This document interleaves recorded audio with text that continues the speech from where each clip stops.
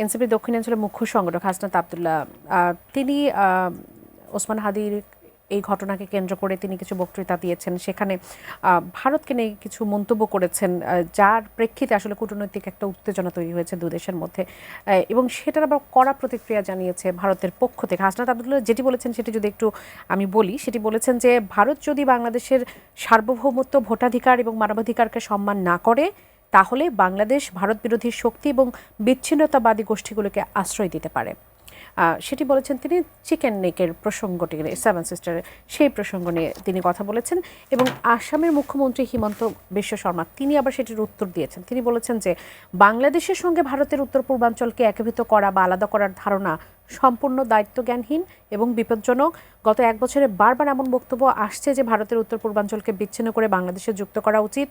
তিনি হুঁশিয়ারি দিয়ে বলেছেন যে ভারত একটি বড় দেশ, একটি পরমাণু শক্তিধর রাষ্ট্র, বিশ্বের চতুর্থ বৃহত্তম অর্থনীতি। বাংলাদেশ কিভাবে এমন কথা ভাবতে পারে? এ ধরনের শত্রুতামূলক আচরণ চলতে থাকলে ভারত চুপ থাকবে না, প্রয়োজনে শিক্ষা দিতে হতে পারে। অভিযোগ কি হুমকিতে পরিণত হয়ে যাচ্ছে? আমি প্রথমে একটা কথা বলি, আসামের মুখ্যমন্ত্রী যে কথাটা বলেছেন যে বাংলাদেশ কিভাবে এই ধরনের হুমকি দেন, হাসনাত আব্দুল্লাহ বাংলাদেশকে রিপ্রেজেন্ট করেন না। তিনি একটা রাজনৈতিক দলের একজন নেতা, শীর্ষ নেতা নিঃসন্দেহে, এবং জুলাই আগস্ট অভ্যুত্থানে তার অনেক বড় অবদান আছে। যেহেতু তারা একটা রাজনৈতিক দল করেছেন, আমি কাউকে আন্ডারমাইন করছি না। বাংলাদেশে দেখেন anti Indian sentiment, pro Indian sentiment দুটো বিষয় কাজ করে নির্বাচনকে কেন্দ্র করে।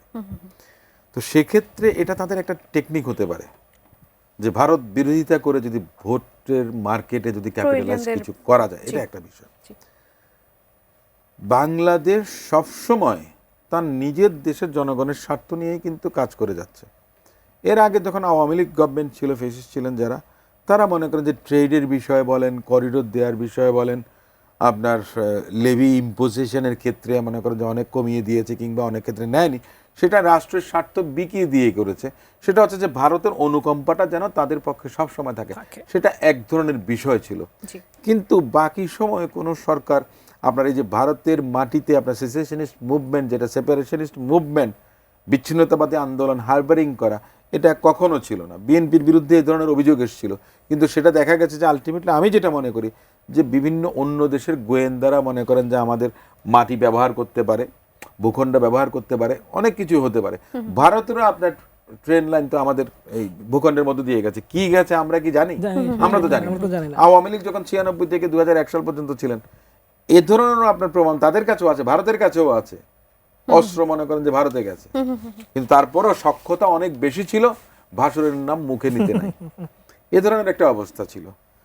আমি যে জিনিসটা মনে করি যে এইটা আমাদের রাষ্ট্র হিসেবে একটা শিষ্টতা থাকে, বাংলাদেশ কখনো সেই শিষ্টাচার লঙ্ঘন করেনি।